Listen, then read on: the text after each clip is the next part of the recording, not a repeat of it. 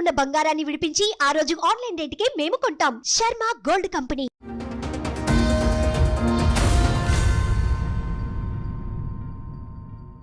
నా పేరు జ్ఞానేశ్వరమ్మ, శ్రీరామోజు జ్ఞానేశ్వర్. నేను వచ్చింది చింతల్ నుండి అమ్మ, హెచ్ఎంటి చింతల్.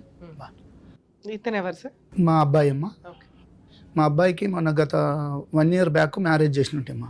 అక్టోబర్ 18, 2024లో మ్యారేజ్ చేసినామమ్మ. అయితే అమ్మాయి ఏం చేసింది, 24 అక్టోబర్ నుండి నవంబర్, డిసెంబర్ 20 తారీఖు 24 తారీఖు వెళ్ళిందమ్మా ఇంటికి.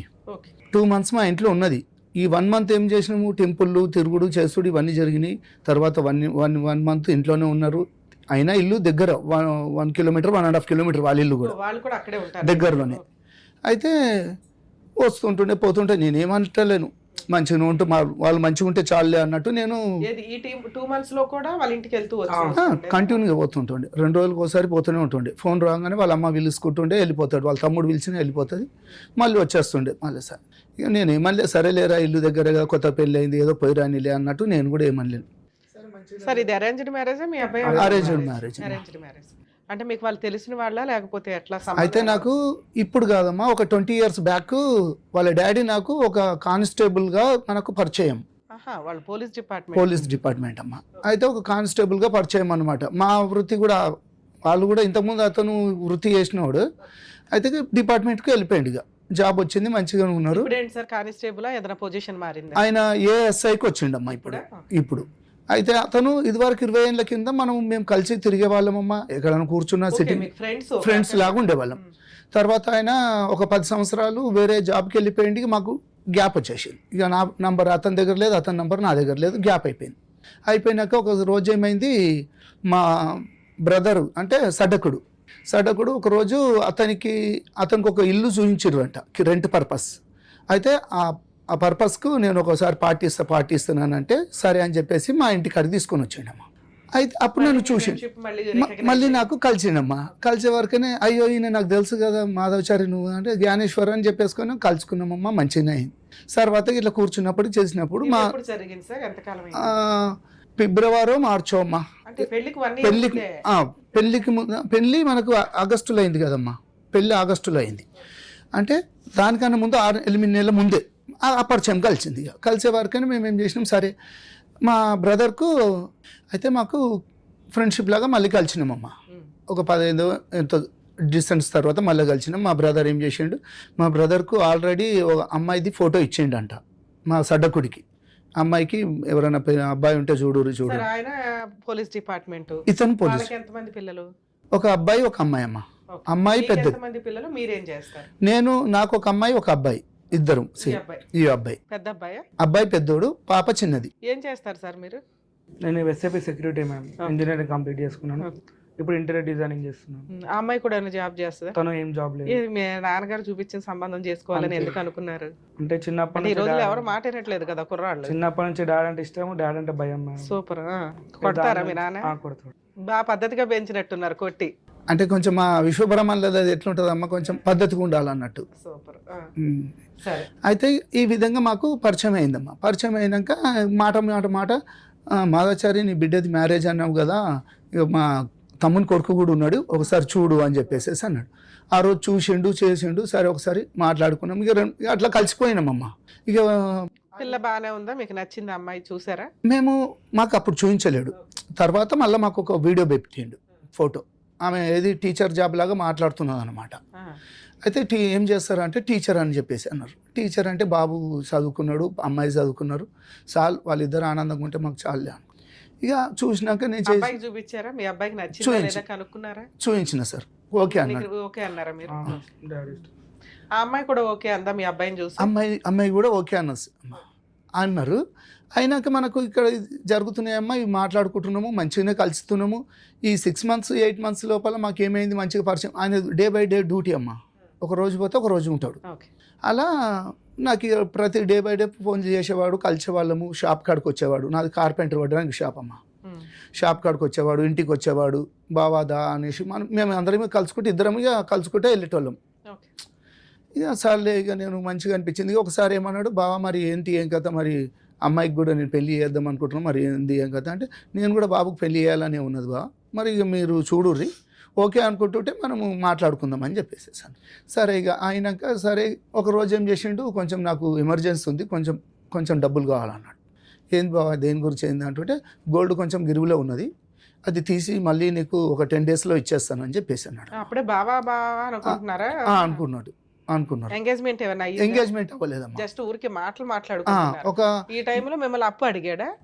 మాకు ఎట్లా అంటే కలిసిపోతున్నాం ఇక రోజు ఫ్రెండ్షిప్ లో కలవటం వేరు సార్.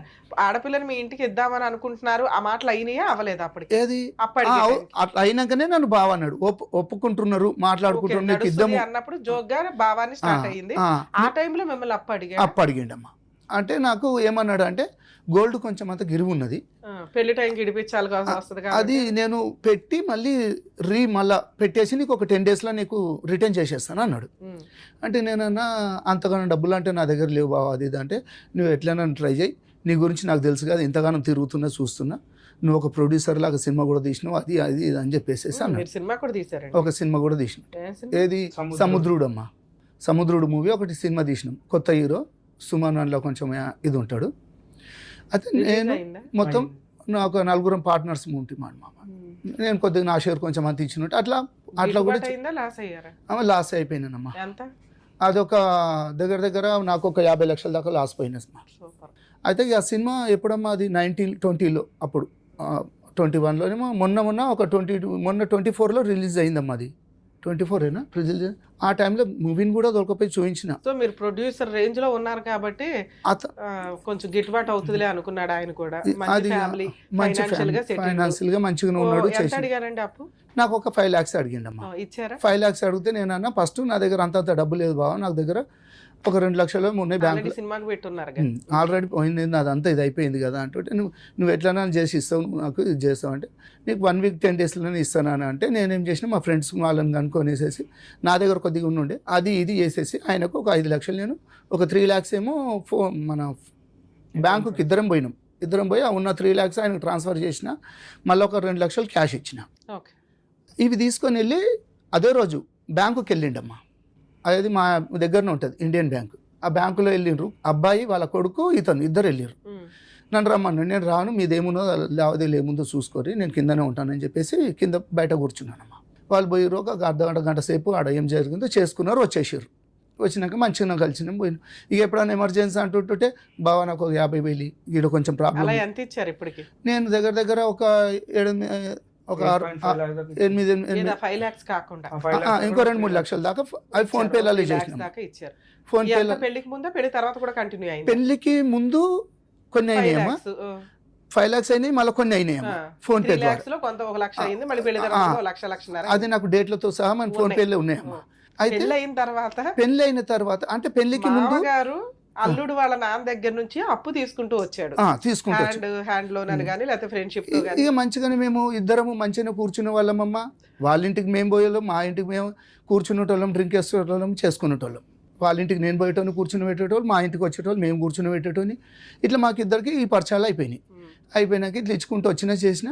ఇక మళ్ళీ బొట్టు ఫంక్షన్ ఒకటి పెట్టుకున్నామమ్మా. బొట్టు ఫంక్షన్ పెట్టుకుంటుంటే మేము ఏం చేసినాము, అమ్మాయికి ఒక రింగ్ ఇచ్చినాం. అయితే వాళ్ళు ఈవినింగ్ మా దగ్గరకు వచ్చేసి మీకు కూడా బొట్టు ఫంక్షన్, మేము కూడా మా అబ్బాయి అనుకున్నాను. బావ నా దగ్గర డబ్బులు లేవు, ఒక 30,000 అని చెప్పేసి అంటే నేను ఇమ్మీడియట్లీ అప్పుడు సాయంకాలం కొట్టేసిన. అదే రోజు 30,000 అంటే 30,000 మీరే కొనుక్కున్నారనమాట.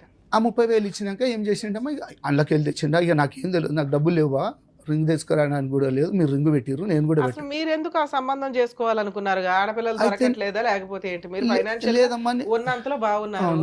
ఒక ఆడపిల్లని ఇచ్చే వాళ్ళ తండ్రి ఇలా అప్పులు అడుగుతున్నాడు అంటే ఇదేదో తేడా కొడుతుంది. పైగా రేపటి రోజున డిపార్ట్మెంట్ నేను ఎటు చుట్టూ తిరగాలని మీకు ఆ రోజు ఏమి నాకు అది అనిపించలేదమ్మా. ఈయన ఒక డిపార్ట్మెంట్, నాకు జర కొంచెం ఏదన్నా ఇబ్బంది పడినా చేసినా కానీ జర మా ఎంపుడు అని అంటే కొంచెం బయట కొంచెం పవర్గా ఉంటుంది అన్నట్టు నేను ఆ ఆలోచనలో పోయినా కానీ ఇస్తానంటున్నాడు.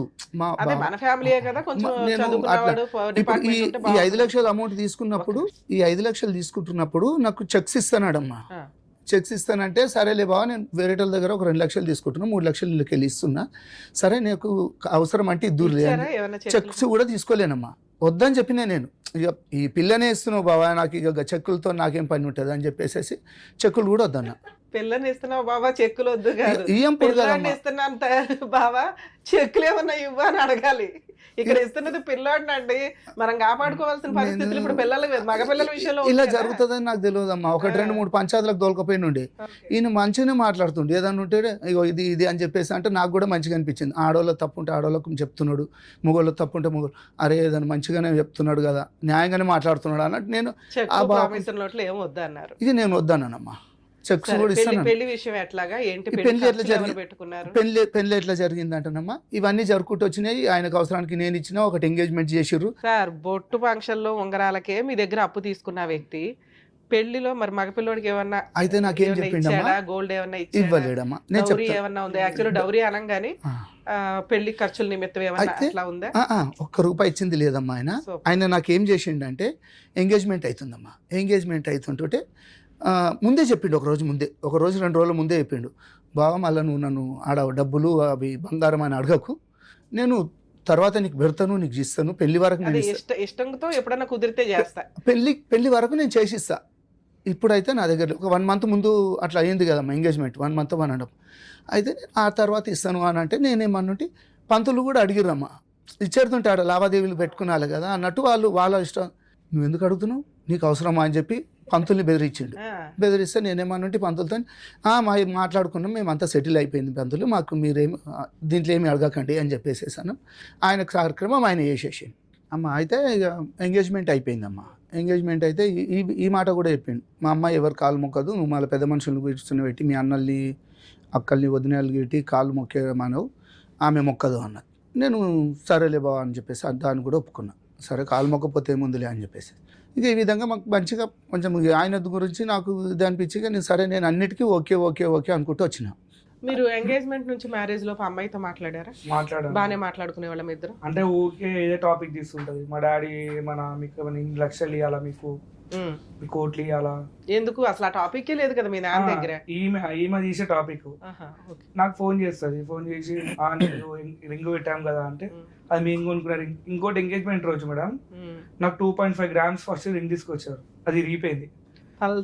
అది రీపోయిన తర్వాత మళ్ళీ ఏం చేసి బంగారం షాప్ పోతే పైసలు కట్టాలని చెప్పేసి డాడీని పంపించాడు. డాడీ పోయి మళ్ళీ 13,500 రూపీస్ ఎక్స్ట్రా చేసుకొని నాకు ఇంకో రింగ్ తీసుకొచ్చాడు. నువ్వేం తీసుకొస్తావు నాన్న, నువ్వు పెళ్లి పెద్దవి, నువ్వు నాకు డాడీవి, నువ్వు వాళ్ళకి పల్లి చేస్తున్నావు ఏంటంటే పోనీ బేటా అని. సరే ఆయన ఫ్రెండ్షిప్ లో 2 వైపులా కలిపి చేసుకుంటున్నాడు అనుకుందాం. మీ ఇద్దరి మధ్య ఫ్రెండ్షిప్ అంటే ర్యాపో బాగానే ఉందా మీ వైఫ్ కి? నేను చెప్పాను 2-3 times చెప్తే వాళ్ళ ఇంట్లో కూడా చెప్పాను, ఇట్లా అమ్మాయి వద్దంటుంది, పెళ్లి మరి ఎందుకు చేస్తున్నారు వద్దందా? మరి ఆ మాట మీ నాన్నకి చెప్పాను. ఏం సార్ మా అమ్మాయి కొంచెం తేడాగానే మాట్లాడింది కదా స్టార్టింగ్ లోనే, జోక్గా కూడా అన్నారు పెళ్లి ఇష్టమేనా అని మిమ్మల్ని ఇందాక అడిగి ఏమన్నారు, ఇష్టమే మేడం అమ్మాయితో మాట్లాడాం స్టార్టింగ్ లో అదే. మళ్ళీ తర్వాత వీళ్ళు మాట్లాడుకున్నప్పుడు ఈ మాట అన్నారంట, ఈ మాట బాబుతో అన్నారు, మా మిస్సెస్ తో కూడా అన్నదంట. అనే వరకు నేను ఏం చేసిన, మా సడ్డకుడు ఉంటాడు కదా వాళ్ళ అక్కనే, వీళ్ళ అక్కయ్య భర్తని ఆయననే చూపించింది, మాట్లాడింది. అయితే వాళ్ళిద్దరు పిలిపించి నేను ఇతనికి ఫోన్ చేసిన, ఏం బాబా ఇది ఏం పంచాది, ఏం లోలి, పెళ్ళే కాలేదు ఇప్పుడు ఏమో అంటున్నారు అంటుంటే లేదు బాబా అట్లా ఏముండదు అని అంటే, నేను మా అన్నని మా వద్దని పిలిచి ఇట్లా అంటున్నదంట, మరి ఒకసారి తెలుసుకున్నాక మరి ఏదైనా ఎంగేజ్మెంట్ చేసుకుందాము అని అంటే, కాకముందు ఇది బొట్టు ఫంక్షన్ అయిపోయాక ఎంగేజ్మెంట్ కాకముందు అయితే పోయినామమ్మా. నేను మా మిస్సెస్ వాళ్ళిద్దరు ఇంటికి వెళ్ళినాం, వాళ్ళ ఇంటికి వెళ్ళి మాట్లాడినాం. చూడు మరి మా భార్య అన్నది అనుజ్ఞ నువ్వు ఇట్లా ఫోన్ చేసి నాకు ఇష్టం లేదని చెప్పినావు, మరి ఎందుకన్నా అంటే వాళ్ళ డాడీ అన్నాడు, ఏమమ్మా అన్న అత్తయ్యతో అంటే, నేనెందుకన్నా, నాకు డాడీ నా గురించి నీకు తెలుసు కదా, నేనెందుకంటానని చెప్పేసి మాట మలిపేసేసి మాట్లాడిందట. అప్పుడే మీ వైఫ్ కి మీ అబ్బాయికి ఒక డౌట్ రావాలిగా మీకు గానీ, ఇట్లా మన ముందు ఒక ఎందుకంటే నిజం మీకు తెలుసు అమ్మాయికి తెలుసు. అవును, మీ వైఫ్ వాళ్ళు విన్నారు, మీ అబ్బాయి కూడా విన్నాడు. వాళ్ళు అబద్ధం చెప్పరు, నాన్న ఇట్లా అంది పెళ్లి ఇష్టం లేదు అని. సో ఇంత అబద్ధం చెప్తుంది ఇప్పుడే ఈ అమ్మాయి, ఇదేమైనా కొంచెం తేడా వ్యవహారమా అని మీరు ఎందుకు స్టాప్ అవ్వలేదు? పైగా అన్ని అప్పులు అడుగుతున్నాడు మిమ్మల్ని. ఏంటంటే ఒక నమ్మినమ్మా ఆయనని. మెయిన్ రీజన్ అంటే మేడం ఇక్కడ డైలీ డే బై డే తాగడం అయింది ఈయన డాడీకి, అతను మా మామయ్యకి. ఆయన ట్రాప్ చేశాడు, ఈయన ఆయన ట్రాప్ చేశాడు. ఇంకోటి ఏంటంటే మా చెల్లి వాళ్ళకి మామయ్య లేడు, వాళ్ళకి మామయ్య లేడు, సడ్డకుడు లేడు, ఇతనికి వియ్యంపులు లేడని చెప్పేసి నాకు వియ్యంపులు గట్టి దొరికిందని చెప్పేసి అదే డైలీ అంటే ఏమున్నా నాకు ఫోన్ చేస్తాడు, రాత్రిపూట ఫోన్ చేసి నేను చచ్చిపోతా ప్లీజ్ అది అంటే ఏమైంది మామ అంటే నాకు అర్జెంట్ 3 లక్షలు ట్రాన్స్ఫర్ అయ్యి అంటాడు. నేను ఏడికి వెళ్తే వాళ్ళ మామ 3 లక్షలు నువ్వు జాబ్ చేసిన పైసలను సంపాదిస్తున్నావు అంటే నా పెళ్లి ఖర్చులు నేను గ్రాండ్గా వేసుకున్నాను మామ అంటే నాకు వచ్చి ఇట్లా ముద్దులు పెట్టిండు, అల్లుడు నువ్వు సూపర్ అల్లుడు అది అనేసి. ఎందుకు మామ నేను పోలీస్ అని ఒక ఫంక్షన్ హాల్కి వెళ్ళండి మేడం సత్యగౌరి అనేసి. వెళ్ళిన తర్వాత 2,80,000 ఫైనల్ అని చెప్పిండు అమౌంట్. వాళ్ళు ఏం చేసారు ఇట్లనే అల్లుడు ప్లీజ్ రిక్వెస్ట్ చేస్తున్నాను ఆగండి మామనే. అంటే మీ నాన్నకి తెలిసి నీ దగ్గర డబ్బులు అడుగుతాడా తెలియకుండా? మీ దగ్గర మీ ఏటీఎం కార్డు, ఆయన దగ్గర ఆయన ఏటీఎం కార్డు. నాకు ఇట్లా ఫోన్ చేసుకుంటా కూర్చొని అట్లా మాట్లాడు ఫంక్షన్ అంటే నేను అటు ఇటు కొద్దిగా ఇన్ఫ్లుయెన్స్ వాడుకొని 1.5 lakhs ఫంక్షన్ హాల్ ఫైల్ చేసిన. అబ్బా బంగారం అల్లుడు నువ్వు ఒక ఫోన్ చేయాలి. ఇప్పుడు మీ నాన్న ఉద్దేశం ఏంటో తెలుసా? మీ మామగారు డిపార్ట్మెంట్ ఎక్కడికి వెళ్ళినా ఇలా వెళ్ళి ఉంచవచ్చు, ఫంక్షన్ హాల్ డబ్బులు కూడా తగ్గుతాయి అందులో. కానీ ఆయన వెళ్ళి రికమెండ్ చేసుకున్న దానికంటే కూడా మీరు వెళ్ళి రికమెండ్ చేసుకుని తక్కువ చేశారు. నేను రికమెండ్ కూడా చేయలేము, డైరెక్ట్ మాట్లాడడం వల్ల డైరెక్ట్ ఓనర్కి కాల్ చేసిన, అన్నది నా పెళ్ళి అన్న అంటే అయ్యా తమ్ముడు నీ పెళ్ళ సరే 1.5 lakh ఇచ్చేసాను లాస్ట్ అనేసి. ఓ అల్లుడు నువ్వు సూపర్ అల్లుడు నీ కాలు మొక్కేస్తాను వచ్చి ఇంటికి వచ్చాడు బావా నీ కొడుకు సూపర్ అది అని చెప్పాను. నెంబర్ ఆఫ్ మళ్ళీ బాటిల్ పట్టుకున్నాడు మళ్ళీ స్టార్ట్ మళ్ళీ దిగ్విజయంగా అయిపోయిన తర్వాత కొన్ని రోజులకి ఇట్లా అన్న డాడీ జర తేడా కొడుతారు. ఇంకోటి ఏంటంటే అదే పెళ్లి మండపంలో నాకు కాలర్ పెట్టి గుంజేసిండు, ఏమైంది లేట్ వచ్చినావు అనేసి. నాకు వద్దు నాన్న పెళ్లి మండపంలో నేను ఏడ్చిన వెళ్ళిపోదాం పెళ్లి రోజు ఇట్లా గుంజేసిండు నాన్న. ఎందుకు అప్పటిదాకా యాక్చువల్లీ ముహూర్తం మేము లెవెల్ 55కి ఉంది. ఇట్లా వాళ్ళ ఇంటికి వచ్చి నాకు ఇలా ఆరతి పెట్టి తీసుకెళ్ళాలి కదా, నాకు లేవు అట్లా నాకు పద్ధతి లేవు, రమ్మన్నప్పుడు రావాలి టైంకి అంటే అదేంది అని చెప్పేసి అంటే నన్ను వేరే కార్లో పంపించారు. మీరంతా ఒకే వైపుగా ట్రెడిషన్ ఆ ఏరియాలో ఎలా ఉంటుంది మీ క్యాస్ట్ లో ఎలా ఉంటుందో అలా ఫాలో అవ్వాలి కదా, మీకుండి వాళ్ళకి లేకపోవడం ఏంటి? వీళ్ళు ఇట్లా చెప్తారు. అయితే నేను ఒక కార్లో వచ్చేసిన, డాడీ వాళ్ళు ఇంకా కార్లో ఉంటే నేను ఏమన్నా ఆగండి మామ మా డాడీ వాళ్ళు ఇస్తాను నేను లోపలికి వస్తాను అంటే మీ డాడీ వాళ్ళు దాన్ని ఫోన్ చేసిండు. కొంచెంగానే నేను ఏడ్చిన ఈ పెళ్లి మండపం నాకు వద్దు నాన్న నాకు భయం అవుతుంది నేను చేసుకోను అంటే మమ్మీ డాడీ ఫుల్ ఏడ్చినాం ఇద్దరం.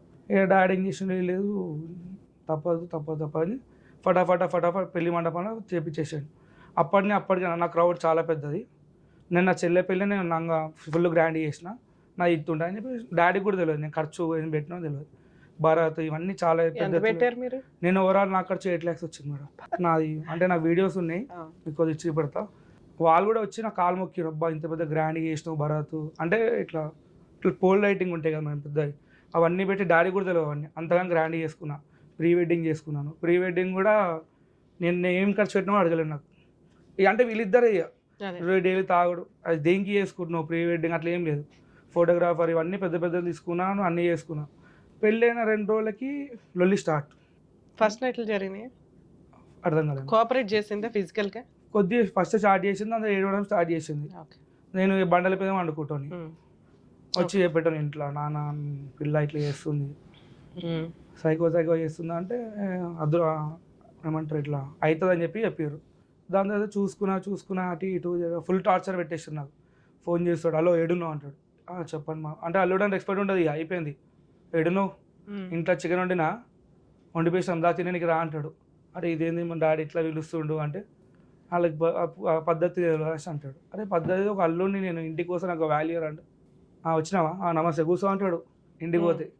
మళ్ళీ ఇంకొకటి కొత్త పెళ్ళి అది మేడం, ఒక రూమ్ అని ఇయ్యారు మేడం. ఆమె వాళ్ళ వండుకుంటుంది, నన్ను ఇంకో ఈ రూమ్లో వండి పెడతారు. వాళ్ళిద్దరు కొత్త పెళ్ళి అని చెప్పేసి వాళ్ళిద్దరు ఆ రూమ్లో ఉంటారు. నేను వాళ్ళ ఇంటికి పోతలే అంతే కదా. నేను చేసిన ఏంది నాన్న ఈ కర్మ నాకు ఇంత మంచి లైఫ్ నాకు నాశనం చేసిన నన్ను వద్దొద్దు అన్న కూడా ఆగలేవు నువ్వు అంటే ఏమైనా మంచోడు అనుకున్నా ఇక రాత్రి పూట 1 o'clock 2 o'clock ఇలా ఫోన్ చేసి నాకు అర్జెంట్ 1,00,000 రూపాయలు నాకు అర్జెంట్ 30,000 అంటాడు. అది ఊరికే పైసలు అడుగుతుండు. మ్యారేజ్ అయిన తర్వాత ఏమన్నా మీరు ఇచ్చారా మీ నాన్నకి తెలియకుండా? నేను ఇవ్వలేము, నేను ఏమన్నా డాడీకి చెప్పేస్తాను. మీ నాన్నకి తెలిసి ఎంత ఇచ్చారు? నేను అంతే డాడీ అమౌంట్ తీసుకొచ్చి మళ్ళీ ఇచ్చేస్తాను అంతే. అంటే నా పేరు చెప్తాడు డాడీ కొడుకు దగ్గర. సరే అమ్మాయి ఎప్పటిదాకా మీతో కాపురం చేస్తుంది? October 18th పెళ్ళి అయింది. అటు ఇటు పోయేసరికి December 17th రోజు December 15th నుంచి ఆమె కడుపున వస్తుందని చెప్పారు మేడం. అయితే నేను ఇంట్లో అయిపోయి నేను ఆఫీస్కి వెళ్ళిపోయినా, హాస్పిటల్కి తీసుకెళ్ళినా. మమ్మీ తీసుకెళ్ళిన తర్వాత ప్రెగ్నెంట్ కన్ఫర్మేషన్ వచ్చింది. వాళ్ళు ఏం చేశారు అంటే రాలేరు మేడం, వస్తున్నా రాలేరు. నాకు కన్ఫర్మేషన్ ప్రెగ్నెన్సీ కన్ఫర్మేషన్ అయింది. ఆమెకి అప్పుడు డేట్ రాలేనప్పుడు వచ్చింది, డిసెంబర్లో అయింది.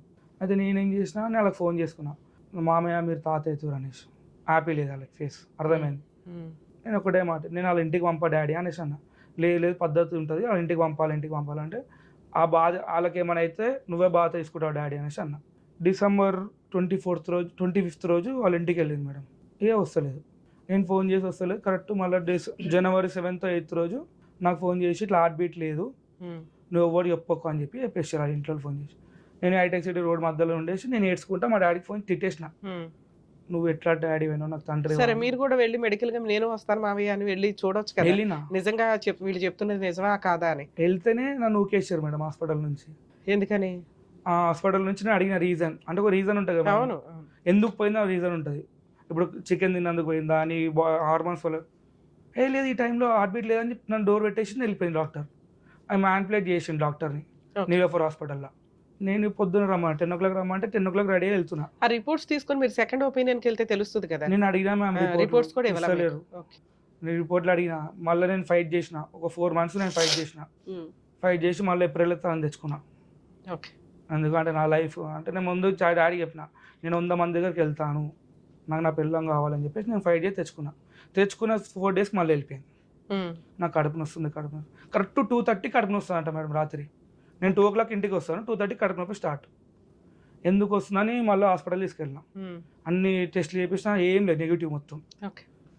అరే ఏంది ఇంతగానం చేస్తున్నా, నాకు ఇది ఏం టార్చర్ అని నేను బండల పైన వండుకుంటాని పంపించేసిన ఇంటికి. వాళ్ళు వెళ్ళిపోయారు, కొట్లాడి వెళ్ళిపోయారు. మళ్ళీ వస్తలేదు. అమ్మ ఇలా జరిగిపోయినాక మ్యారేజ్కి ఏం చేసిండ్రమ్మా, మ్యారేజ్ పప్పన్నం పెట్టమని చెప్పినామమ్మ.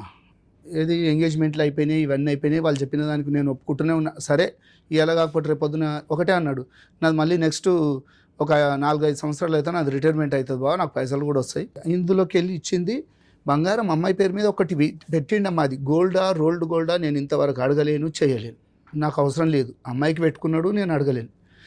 సరే ల్యాండ్ ఇస్తానన్నాడు కదమ్మా. నేను పెళ్ళి కాక ముందు నుండి నేను అడుగుతున్నా, బావ ఒకసారి ల్యాండ్ చూసొద్దాం అమీన్పూర్లో ఉన్నది అన్నాడమ్మా. అయితే ఆ ఆడ ల్యాండ్ లేదమ్మా, డాక్యుమెంట్స్ ఉన్నాయి కానీ ల్యాండ్ లేదు. అయితే ఇది ఎప్పుడో కొనుక్కున్నారంట వాళ్ళకు, ఈ రియల్ ఎస్టేట్స్ వాళ్ళు వాళ్ళకు డబ్బులు ఇవ్వకపోతే మళ్ళీ వాళ్ళే ఆప్కో చేసుకొని అదంతా అడగడం వల్ల వాళ్ళు ఏమైనా అలిగి గొడవ పడ్డారు. అది నేనేమన్నుంటి. అయితే ఏంది బావ ఇక్కడ జాగలేదు ఏం లేదు, మొత్తం బాండరీలు కట్టేసుకోరు. బాండరీ కట్టుకున్నాడు. నేను లోపల పోనీకే ఒక గేట్లోకి వెళ్ళి పోయినాం. 2వ గేటు ఉన్నది ఇంకో లోపల. ఆ గేట్ లోపల ఆడ కారు పెట్టుకున్నాము, పోయి తిరిగితే దీన్ని ఇంకొక బావ ఆడున్నది బావ, ఏడున్నది బావ అంటే, ఏడున్నది బావ జాగానేది ఎక్కడ కనీసం లేదా అని అంటే, ఇంకొక దగ్గరికి వెళ్ళి వస్తుంది, ఏది లేదు బావ, ఇదంతా ఆయనకు డబ్బులు ఇవ్వని పక్షంలో ఇదంతా పోయిందంటే నేను ఆల్రెడీ ఇక్కడ ఊరోళ్ళని కూడా కనుక్కునే వారికని ఇట్లా జరిగింది అన్నాడు. సరే వారికని మీరు పెళ్లిలో ఏమన్నారంటే, ఏం పెట్టుకుంటావు బావా, మీకు అమ్మాయికి పెట్టుకో, మాకేం అవసరం లేదు, నాకు వద్దు, పిల్లకి ఒక ల్యాండ్ ఉంది అది పెడతాము, ఒక గోల్డ్ పెట్టుకుంటాం.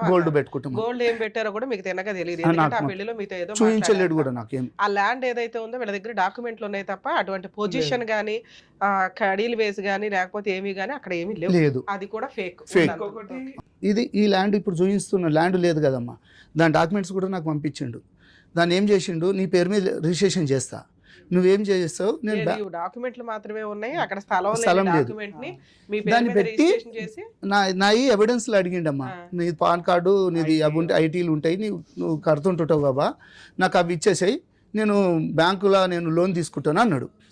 అయితే నేనేమన్నుంటి, ల్యాండ్ నాకు నా పేరు మీద లేనిది నేను ఎట్లా నీకు బ్యాంక్ నా పాన్ కార్డు అవన్నీ పెట్టమంటే నేను పెట్టలేను. ఒక వారం రోజులు ఫేక్ అవుతుంది కదా సార్. రేపు రోజున ఎవరైనా లోన్ ఎట్లా ఇస్తారండి, పొజిషన్ చూసి ఇస్తారు, అక్కడ పొజిషనే లేదు, ఆయన ఇన్ఫ్లుయెన్స్ వాడుకొని తెచ్చుకుంటాను అనుకున్నాడు. ఒకవేళ మేనేజ్ చేస్తే ఏమయ్యేదో తెలుసా, మిమ్మల్ని లోపల నన్ను వేస్తారు. అది నాకు తెలిసిపోయింది. నేనేమన్నుంటి, నేను పెట్టలేను. అయితే ఒక 1 week తర్వాత మళ్ళీ ఏమన్నాడు, బావా నువ్వు నాకు హుషారు చూపించినావు, నాకు పేపర్లు పెట్టమంటే పెడతలేవు అంటే, నేనన్నా బావా పేపర్లు పెట్టినంత మాత్రాన కాదు, ఆడ ల్యాండ్ లేదు ఏం లేదు, నేను మ్యారేజ్ అయినాక 1 month లోపల నేనమ్మా ఇవన్నీ. అయితే అప్పుడు ఏం చేసిండు, నీ పేరు మీద రిజిస్ట్రేషన్ చేసేస్తా, అప్పుడు నీ పేరు మీద లోన్ తీసుకొనేసి మళ్ళీ నాకు ఇద్దు అన్నాడు. నేనన్నా నాకు ఇటువంటివి వద్దు, ఒక బ్యాంకు మామూలుగా లోన్లు ఇప్పిస్తూ కూడా మాట్లాడినామమ్మ. ఈ డాక్యుమెంట్ ఉత్తయి పంపించేసి ఇట్లా 20 లక్షలు కావాలి ఇది అని అంటుంటే, సార్ అది ల్యాండ్లు చూస్తారు, వాళ్ళు అవన్నీ ఎంక్వైరీ చేసుకున్నాకనే మీకు ఏదైనా ల్యాండ్కు అమౌంట్ ఓకే సరే, అదేదో చేయబోయాడు, మీరు కొంచెం తప్పించుకున్నారు. తప్పించేసుకున్నాను. అంటే ఇప్పుడు ఒక ప్రాపర్టీ పిల్లకి పెడతాము అని అన్నారు, అటువంటి ప్రాపర్టీయే లేదు, ఇది కొంచెం తేడాగా ఉందని మీరు ఏమన్నా అడిగారా? ఏంటి లేని ప్రాపర్టీ పెడతానని? నేను అది కూడా అడగలేనమ్మా, అది కూడా ఆ అడగలేను. పాయింట్ వల్ల ఇలా కాపురం ఏమన్నా స్పాయిల్ అయిందా? దాన్ని అడగలేనమ్మా. ఏప్రిల్ లో మళ్ళీ ఏదో బతులు అడుగుని తెచ్చుకున్నాడమ్మా. ఓ 4 days కే వెళ్ళిపోయింది. మరి అప్పటి 1 week 5 days 1 week లో వెళ్ళిపోయింది. ఏప్రిల్ నుంచి మనం ఇప్పుడు డిసెంబర్ కు వచ్చాం. ఈ ఇంత టైంలో ఏమైనా పెద్ద మనుషులు పంచాయతీలు పెట్టినామమ్మా. ఎందుకు రాను అని రీజన్ గానీ ఏమైనా నేను చెప్తాను. చెప్పండి. ఇక్కడ ఏప్రిల్ అయిపోయిన తర్వాత మా డాక్టర్ తీసుకొచ్చింది డాక్యుమెంట్స్ అవన్నీ. దాంట్లో లోన్ పేపర్ నాకు దొరికినాయి. ఓ తిన పేరు మీద 12 lakhs లోన్ తీసుకున్నారు. ఏది ల్యాండ్ పెట్టేసి? ల్యాండ్ కాదు, పర్సనల్ లోన్. ఓకే. వాళ్ళ తమ్ముడు కొద్దిగా జాబ్ చేస్తుందా? జాబ్ ఏం చేయదు, వాళ్ళ తమ్ముడు కొద్దిగా ఫ్రాడ్ మేడం. అంటే ఆమెకి ఒక 6 months 1 year నుంచి శాలరీ ఇస్తారు ఆమెకి. ఒక కంపెనీ రొటేషన్ చేసుకుంటే ఫేక్ డాక్యుమెంట్ నుంచి లోన్ అతనికి శాలరీ వేస్తుంది తనకి. నేను అప్పటికి తన ఫోన్ పట్టుకొని నేను పట్టుకోలేను, నా ఫోన్ చెక్ చేస్తుంది, ఏమేమో చూస్తుంటుంది. నేను అంటే నాకు ఏం లేదు, ఫుల్ ఫ్రీ అనేసి నేను పట్టించుకోవడం. దాని తర్వాత లోన్ ఎందుకు తీసుకున్నావు అని అడిగా. నువ్వు ఎవడు రా అంటున్నాను ఫోన్ చేసి. నువ్వు ఎవడు రా అంటే మామ ఒక నేను హస్బెండ్ని, నాకు తెలియకుండా నువ్వు ఎవరు లోన్ తీసుకొని నేను తిట్టేసినాను. తిట్టాను. వాళ్ళ తమ్ముడు ఇన్స్టాల్మెంట్లు ఎవరు కడుతున్నారు? వాళ్ళే కడతారు. వాళ్ళ తమ్ముడు ఫోన్ చేసి నువ్వు ఎవడు బా నువ్వు కడుతున్నావు మా అక్క మీద లోన్ అంటే, అరే దొంగలకి ఎందుకు తీసుకోర్రా ఫ్రాడ్, ఒక హస్బెండ్ తెలియకుండా ఎట్లా తీసుకుంటావు అని అడిగాను. అంటే నువ్వు ఎవడు అని తిట్టింది. నువ్వు ఎవడరా నేను రాసి తిట్టేసిన. నేను ఆ మూమెంట్లో ఏమైపోయిందంటే ఈ స్పాన్లో నాకు కొద్దిగా ఉండలేదు, వైఫ్ ఉండలేదు అని ఇంట్లో అందరు ప్రెషర్తో నేను కొద్దిగా డ్రింక్ ఎక్కువ అయిపోయింది నాకు, అంటే మెంటల్ ప్రెషర్కి. ఆ డ్రింక్లో ఏమైపోయింది, వాళ్ళకు నన్ను తిట్టడం చేసడం స్టార్ట్ చేసి. రికార్డ్ చేసుకున్నారా మీరు తిట్టేవన్నీ? అది కూడా డాడీది ఉండే రికార్డింగ్ మొత్తం. ఇది సంసారం పంపివా, ఒక 1 month గురించి మేము పెళ్లి చేసినామా అని ఫుల్ తిట్టుకున్నాం. ఇక రాదు మేడం, నేను ఫోన్ చేసి అడుగుతా ఎందుకు రావు. ఒక ఫంక్షన్కి వెళ్తుంది, వాళ్ళ బెస్ట్ ఫ్రెండ్ ఫంక్షన్కి వెళ్ళి గలీజా రెడీ అయిపోయింది. నీకు ఓపిక లేదు అన్నప్పుడు నువ్వు అరౌండ్ 50 kilometers ట్రావెల్ చేసినా అప్పుడు నీకు కడుపు నొప్పి రాలేదా అని అడిగిన. మళ్ళీ అక్కడనే 1 day స్టే చేసి ఏప్రిల్ తర్వాత ఎందుకు పోయినావు, నీకు కడుపు నొస్తుంది. పెద్ద మనుషుల పంచాయతీలు ఎప్పుడు జరిగినాయి సార్? 2 times అయింది. ఎప్పుడు ఇంట్లో అయింది, దాని తర్వాత మా గుడిలో అయింది మేడం. లాస్ట్ గా జరిగి ఎంతకాలం అయింది? అరౌండ్ ఒక 4-5 months అవుతుంది. 4-5 months లో ఆ రోజు ఏం జరిగింది? రీజన్ ఏం లేదు, నాకు వద్దు.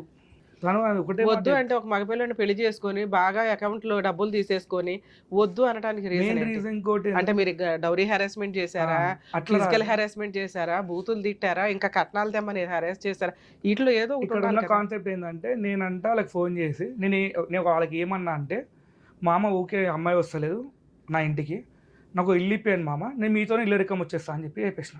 ఆ మాటను పట్టుకొని ఏం చేశారు అంటే వీళ్ళు ఇల్లు అడుగుతున్నారా, వీళ్ళ మా డాడీ రిటైర్మెంట్ పైసలకి వీళ్ళ అడుగుతున్నాడు అని చెప్పి నేను ఆ అన్న మాట ఎందుకంటే అయినా 1 yearలో తిప్పి కొడతాం 1 month ఉంది మేడం, నేను ఇక్కడ ఉండాలి. ఇప్పుడు నేను 4 గోడలు అయితే ఉండలేను. ఒకప్పుడు సింగిల్ అంటే నేను బతికేటోని, నా బయట 100 మంది అడుగుతున్నారు ఏది మేంద్రా, మా చెల్లి ఏది, మా వదిన ఏది, మా పిన్ని ఏది, మా అత్త ఏది అంటే ఏం చెప్పుకోవాలి.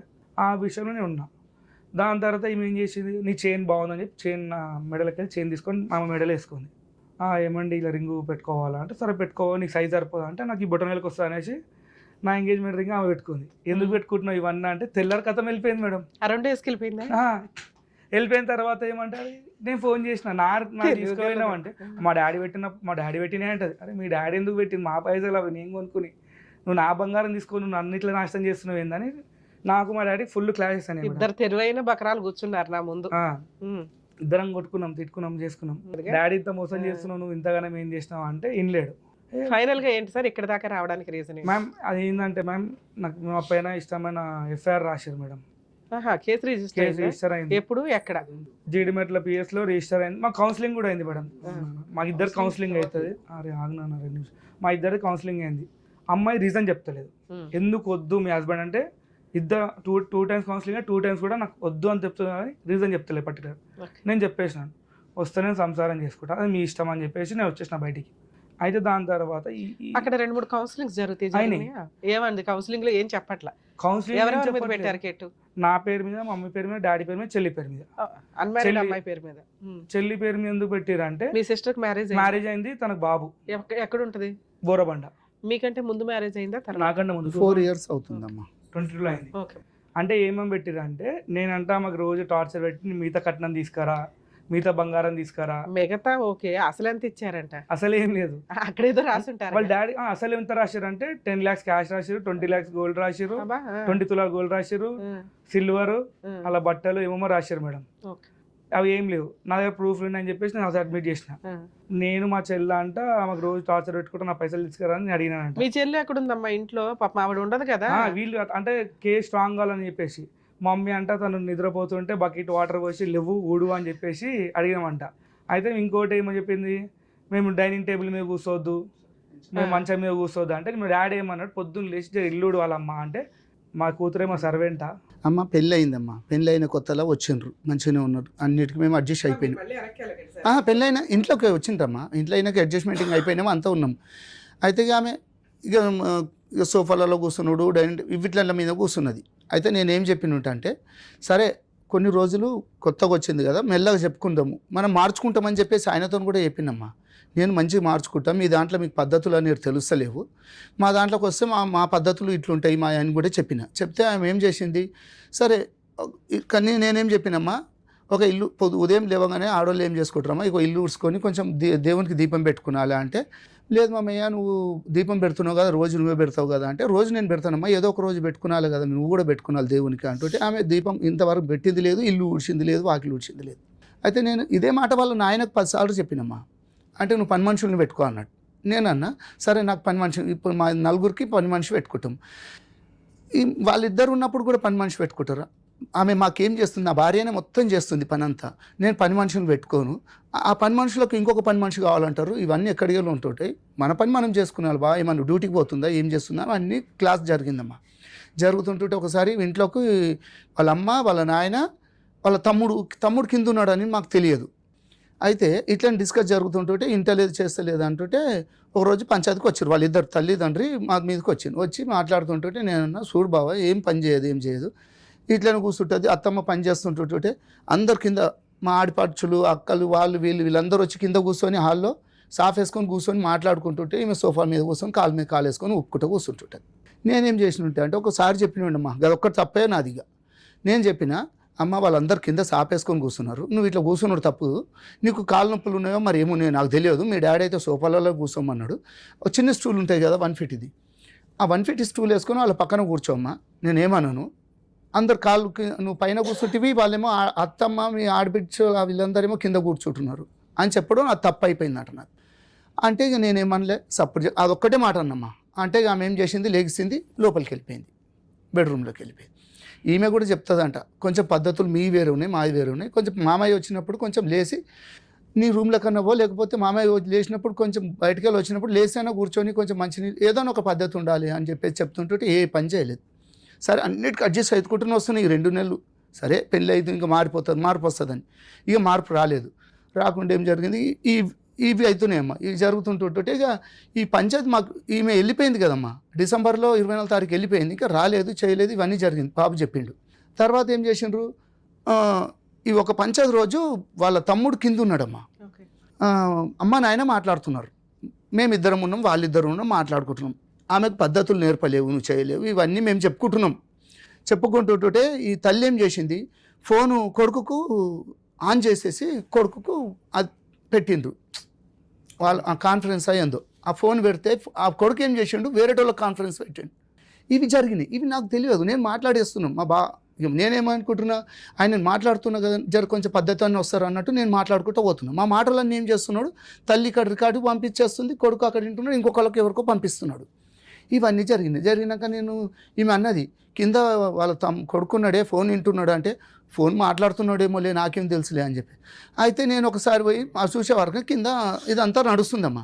నడుస్తుంటుంటే నేను ఒకటే చెప్పేసిన, చూడమ్మా ఫోన్లు అట్లా పెట్టేసేసి ఇట్లా వినిపించుడు తప్పు, నువ్వు పెద్దదానివి, నీ కొడుకుకి వినిపిస్తున్నావు, నీ కొడుకు పోయి ఇంకొకళ్ళకి వినిపిస్తుండే, ఈ కాన్ఫరెన్స్ దేని గురించి పెడుతుంది మీరు అంటే, మమ్మల్ని మనం చేద్దామని ఆశ అని చెప్పేసి నేను అదే రోజు అడిగితే వాడు అతను పైకి వచ్చిండమ్మా. పైకి వచ్చేసి, ఏం డాడీ మీది ఎప్పటికి ఇదేనా, పంచాయతీలు లొల్లి లేనా, పెళ్ళి ఎన్ని రోజులు అయింది అది ఇది అని చెప్పేసి అంటే, నేను 23 చిన్నవాడు. అయితే నువ్వు ఏంది ఇట్లా మొత్తం ఇట్లా రుబాబ్గా వచ్చేసిండమ్మా, ఒక గుండాయిజం లాగా ఉంటాడు అతను మనిషిని. అంటే నేను అతనితోనే మాట్లాడలే, ఒకసారి మా మిస్సెస్ని తిట్టిపాడేసిండు, అప్పటి నుండి నేను అతనితో మాట్లాడా, అతను కూడా చెప్పిన, వాళ్ళ డాడీకి కూడా చెప్పిన. అతను మాటలు తిప్పి కొడితే 2 months మ్యారిటల్ రిలేషన్ లో ఇంత గొడవలు చేసింటారమ్మా. ఏమి అన్నిటి కొత్తుకుంటూ పోయినా నేను వద్దు వద్దు వద్దు వద్దు అనేసి. ఇంతవరకు నేను అయినా ఇప్పటి కోపికతోనే ఉన్నానమ్మా. సార్ ఇప్పుడు మీకు కోడలు కావాలా? నేను కావాలనే చెప్తున్నాను, కావాలని చెప్తున్నాను. స్టేషన్ లో కేసు ఎఫ్ఐఆర్ అయిందా? ఎఫ్ఐఆర్ ఎట్లా చేసిర్రు? బెయిల్ ఇచ్చారా? స్టేషన్ బెయిల్ అయితే ఏం లేదు. ఎఫ్ఐఆర్ అయిందమ్మా, అంతవరకే వచ్చింది. అయితే మాకేం జరిగింది, ఒకసారి కౌన్సిలింగ్ జరిగింది కదమ్మా, అక్కడ కూడా 30 మందిని పెద్ద మనుషుల్ని పెట్టుకున్నామమ్మా. వాళ్ళ బాబాయ్ వాళ్ళు ఒక లాయర్లు వాళ్ళు కూడా వచ్చిర్రు.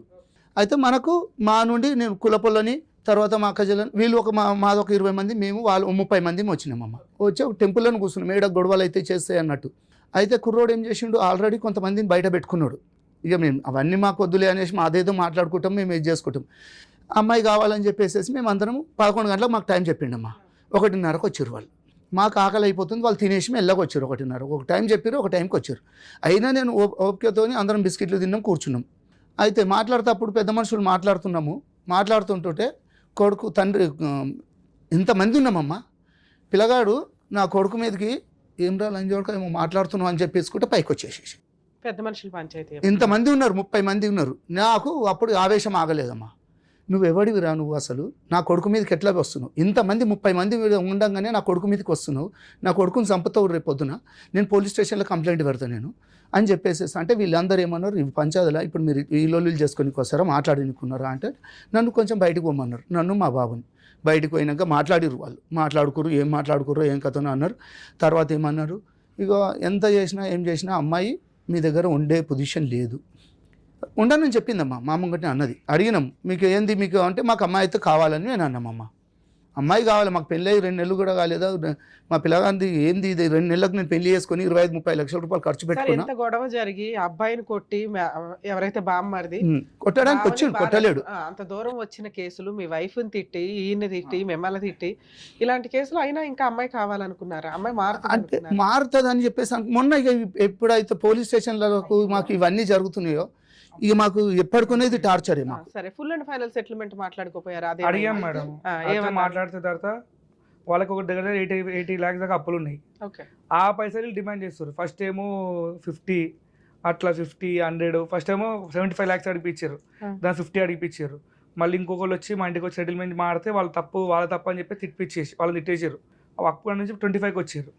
మళ్ళీ ఇంకొక ఏరియా పెద్దవాళ్ళు ఇప్పుడు అవుతుంటే అతను పెద్ద మనిషి వచ్చేసరికి ఆయన కూడా వాళ్ళ తప్పు అన్నందుకు మళ్ళీ లాస్ట్కి వాళ్ళు ఇప్పుడు ఎంత 20కి వచ్చారు.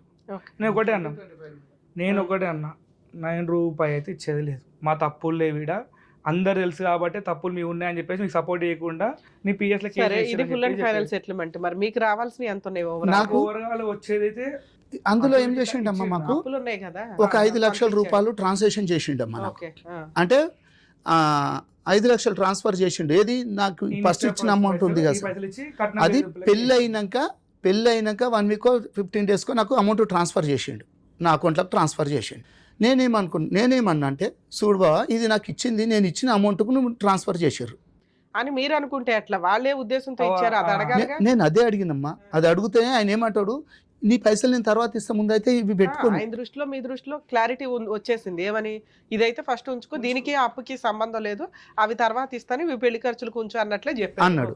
అంటే నేనేమన్నుంటి అయితే ఇది జరిగింది కదమ్మా, పెళ్ళి అయిపోయినాక ఇవి పంపించి నేను ఊరుకున్నా. మామూలుగా మళ్ళీ ఇంకా కొన్ని డబ్బులు అడుగుతుంటే ఆ డేట్లతో సహా నేను నా దగ్గర అవి ఇచ్చుకుంటూ వచ్చినట్టు. ఒక రోజు ఏం చేసిండు అంటే, లాస్ట్ ఫైనల్ పేమెంట్ అమ్మ ఇది ఒక 1,50,000 కావాలని చెప్పేసి కూర్చున్నాడు.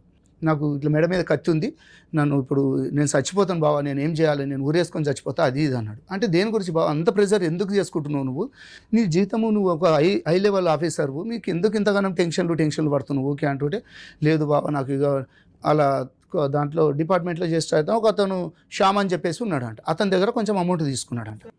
పోలీస్ స్టేషన్ లో ఫుల్ అండ్ ఫైనల్ సెటిల్మెంట్ కి వాళ్ళ దగ్గర నుంచి ఒక ప్రపోజల్ వచ్చింది. మీరేమన్నా ఒక చిన్న ప్రపోజల్ ఇచ్చి వదిలించుకుందాం అనుకుంటున్నారా? దానికోసం ఆగొచ్చు కదా, ఇక్కడ దాకా ఎందుకు వచ్చారు? యాక్చువల్లీ పంపించాక వాళ్ళు వద్దని చెప్పేసి మళ్ళీ పోలీసు వాళ్ళతో డిమాండ్ చేపిస్తారు మేడం. అవును, నన్ను చంపేస్తా నాకు ఫోన్లు చేపిస్తారు. ఇక్కడికి వస్తే ఏం జరిగింది అనుకుంటున్నారు మీరు? ఇక్కడ అంటే నాకు ఏదైనా న్యాయం జరుగుతుందేమో న్యాయస్థానం నుండి అనేసి అది ఒకటే జరుగుతున్నదమ్మా. నాకు న్యాయస్థానం నుంచి న్యాయం జరగాలంటే అడ్వకేట్ దగ్గరికి వెళ్తే సరిపోతుంది కదా. అడ్వకేట్ వాళ్ళకి కూడా మేము మాట్లాడుతున్నామమ్మా. ఎందుకంటే ఇప్పుడు పిఎస్లోకి పోయినరు కదమ్మా, మా మీద అందరి మీద నేను మా కూతురు కూడా టార్చర్ చేసింది అన్నట్టు పెట్టిర్రు. మాకు భయం అయిపోతుంది, ఎందుకంటే ఆయన డిపార్ట్మెంటు తర్వాత ఆయన దగ్గర ఆయన వెనకాల పెద్ద పెద్దోళ్ళు ఉన్నారు. మాకు కనీసం ఇట్లనన్నా మాకు కొంచెం సేఫ్టీ ఏమన్నా మాకు ఏదైనా అదే ఏమంటారు రక్షణ ఏమన్నా కలుగుతుందేమో అన్నట్టు, మాకు రేపొద్దున మమ్మల్ని వేరేటోళ్ళు ఇబ్బంది పెట్టొద్దు అన్నట్టు నేను ఇట్లా వచ్చినానమ్మా. సో ఇక్కడ ఈ వీళ్ళ స్టోరీ వింటే మీకు కొంత అర్థమై ఉంటుంది. రోజు మనం ఎపిసోడ్స్లో రెగ్యులర్గా చెప్పుకుంటూనే ఉన్నాం, మ్యారిటల్ రిలేషన్ నిలబడుతుందా లేదా అనేది నీటి మీద బొడగలాగా అయిపోయింది ఈ రోజున పరిస్థితి. దీనికి pre wedding shoots, grand marriage, విచ్చలవిడి ఎక్స్పెన్సెస్, అది అబ్బాయి తరపు వాళ్ళు పెట్టుకుంటున్నారు, అమ్మాయి తరపు వాళ్ళు పెట్టుకుంటున్నారు. లీగల్గా ఏం చెప్తున్నాం, రిజిస్టర్ మ్యారేజ్ చేసుకోండి, ఇటు 10 మంది అటు 10 మంది, తర్వాత రిసెప్షన్ పెట్టుకోండి, ఇద్దరు ఈక్వల్గా వేసుకోండి, ఇది లీగాలిటీ. అలా చేయంగా మనం సాంప్రదాయం ఒకటి ఫాలో అవ్వాలి, అది పర్ఫెక్ట్. సాంప్రదాయం ఫాలో అయ్యేటప్పుడు అది కూడా రీజనబుల్గానే ఉండాలి. సాంప్రదాయపరమైన ఎక్స్చేంజ్లు ఏమన్నా జరిగితే అది డౌరీ కాకుండా, బట్టలు మేము 50,000 పెట్టామండి, వాళ్ళు ఒక రింగ్ పెట్టారు, మేము రింగ్ పెట్టాం, మాకు పెళ్లి ఖర్చులు ఇంత అయింది, వీళ్ళకి రిసెప్షన్ ఖర్చులు ఇంత అయినాయి, ఇవన్నీ కూడా కోర్టు సాంప్రదాయ ఎక్స్చేంజ్ల కిందే చూస్తుంది. అంతే తప్ప అది డౌరీ ట్రాన్సాక్షన్ల కింద వాళ్ళు వాడుకున్నా కూడా కోర్టు ప్రాపర్గా, వాళ్ళకి సాంప్రదాయాలు తెలుసు కదండి, ఏ జడ్జి ఎక్కడో నుంచో రారుగా, అందరూ మనలాంటి వాళ్ళమే జడ్జెస్ అవ్వడం చదువుకొని ఇట్లా అవుతుంది కాబట్టి వాళ్ళకి అన్నీ తెలుసు. డౌరీ అని ఎప్పుడు వస్తుంది అంటే ఆ పెళ్లి టైంకి పెద్ద మనుషులతో మాట్లాడుకుని ఉంటారు, మేము 30 లక్షలు 20 లక్షలు 10 లక్షలు, ఆ 10 లక్షలు అకౌంట్ ట్రాన్సాక్షన్ లేకపోతే పళ్ళాల్లో పెట్టి ఇవ్వడము ఇలాంటివి జరుగుతుంటాయి. అవి కూడా రీజనబుల్గా ఉండి ఫర్దర్గా ఎటువంటి హెరాస్మెంట్లు లేకపోతే దాన్ని కూడా పెద్దగా కన్సిడర్ చేయరు. కానీ ఇక్కడ అటువంటి డౌరీ ట్రాన్సాక్షన్స్ ఏమీ లేవు, మాట్లాడుకునే మాటలు మాత్రం హైపర్ రేంజ్లోకి వెళ్ళినాయి. సో పెళ్లి ఖర్చులు పెట్టుకునేటప్పుడు అది అబ్బాయిలైనా అమ్మాయిలైనా ఆలోచించుకోండి, గోడకేసిన సొన్నం. అవి అబ్బాయిల దగ్గర నుంచే వసూలు చేస్తాము అంటే కుదరదు. ఎందుకు అంటే మీరు గ్రాండ్గా పెళ్లి చేసుకుంటున్నారు, మీ ఇష్టం కోసం, మీ సంతోషం కోసం చేసుకుంటున్న సెలబ్రేషన్ 10 మందిని పిలిచి వాళ్ళ బ్లెస్సింగ్స్ తీసుకోవడం కోసం జరిగేది. లేదు మేడం వాళ్ళు గ్రాండ్గా చేయమన్నారు, 2000 మందిని పిలిచారు అంటే మీరు అప్పుడే చెప్పుకోవాలి. ఆ రోజు ఆ అబ్బాయి కుటుంబం, అబ్బాయి వెనకాల ఆస్తో, అబ్బాయి ఫైనాన్షియల్ బ్యాక్గ్రౌండో జాబో చూసి ఇష్టపడి చేసేస్తూ తర్వాత కేసులు వేయాల్సి వచ్చినప్పుడు వాటిని వాడుకుంటే మీ క్యారెక్టర్స్ పర్ఫెక్ట్గా సెట్ కావు. 1కి 10 సార్లు పెళ్ళి టైములోనే కరెక్ట్గా మాట్లాడుకోండి. అందుకే చెప్తున్నాను, అది అబ్బాయిలు పెట్టినా అమ్మాయిలు పెట్టినా మ్యారేజ్ ఎక్స్పెన్సెస్ చెప్పుకోవడానికి బాగుంటాయి, ఎంత లాస్ అయిందో అయ్యో పాపం అని అనుకోవడానికి బాగుంటాయి తప్ప కోర్టు నుంచి రికవరీ చేసుకోవడం కుదరదు. మరి ఏం రికవరీ చేసుకోగలం? మీ మ్యారిటల్ రిలేషన్లో మీరు ఎంత సఫర్ అయ్యారు అంటే, ఒక అమ్మాయి ఇలా పెళ్లి చేసుకొని 2 వీక్స్లోనో 2 మంత్స్లోనో బయటికి వెళ్ళిపోయి వీళ్ళు ఇట్లా సెక్సువల్ అబ్యూస్ చేశారండి, ఈ అబ్బాయి సెక్స్ పనికిరాడండి, ఈ అబ్బాయి జాబ్ చేయడండి, ఈ అబ్బాయి తాగిపోతండి, వాళ్ళ నాన్న ఇట్లా అండి, వాళ్ళ అమ్మ ఇట్లా అండి అని వేసే కేసులు నార్మల్ కేసులు. ఒకప్పుడు ఒక 10 years బ్యాక్ మనం చూస్తే 498 కేసు పెడితే ఇమ్మీడియట్గా అత్తమామలు, హస్బెండ్, ఆడబడుచులు, పెద్ద మనుషులు అందరినీ జైలుకి తీసుకెళ్లేవాళ్ళు. ఫస్ట్ ఎక్కడో పెద్ద మనుషులకు కాస్త కవరింగ్ అయింది, కానీ ఇవి హార్ట్ అటాకులతో చనిపోయిన సందర్భాలు ఎక్కువ ఉన్నాయి. ఇన్లాస్ ఎవరైతే అత్తమామలు ఉంటారో వాళ్ళే హెల్త్లు బాగోవు.